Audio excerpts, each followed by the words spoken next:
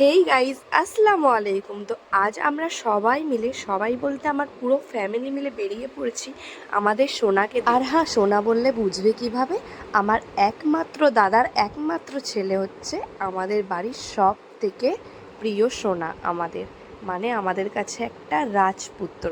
তো তাকেই দেখতে আমরা সবাই চলে যাচ্ছি একটা বড় ট্রাভেল গাড়ি করে আর একটা সোনার মামার বাড়িতে। আর সোনার মামার বাড়িটা ছিল নদিয়ার দেবগ্রামে।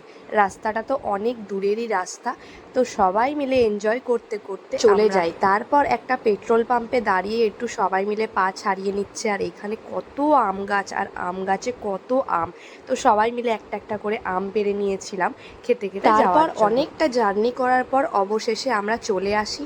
আর এইখানে ফার্স্ট ব্যাচ বসে পড়েছে, যেখানে আমার ফুপু, আমার মামিমা আর আমার হাজব্যান্ডটা ফার্স্টে খাচ্ছে।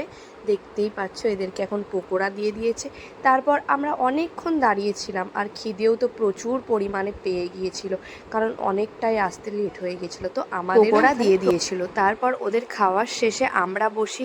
ফার্স্টেই আমাদেরকে দিয়ে দিয়েছিল চানা মশলা স্যালাড, তারপরে দিয়েছিল পোলাওর সঙ্গে ছিল চিকেন কষা, পনির, তারপরে ছিল মটন কষা, তারপরে ছিল দই কাতলা, যেটা আমি নিতে ভুলে গিয়েছিলাম ক্লিপটা। তারপর এইখানে আইসক্রিম আর পান খেয়ে খাওয়া দাওয়াটা শেষ করি।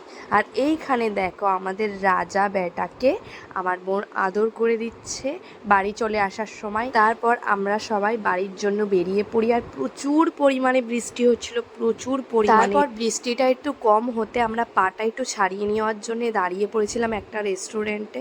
তো এইখানে আমরা মোমো আর চা আর পকোড়া খাওয়ার পর আমাদের ভিডিওটা এইখানেই এন্ড করলাম। ভালো লাগলে লাইক, কমেন্ট অ্যান্ড শেয়ার করে দিও।